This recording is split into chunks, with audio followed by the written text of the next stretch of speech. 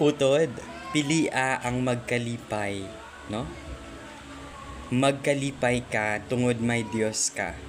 Yara si Kristo nagaubay kag nagabulig sa imo, no?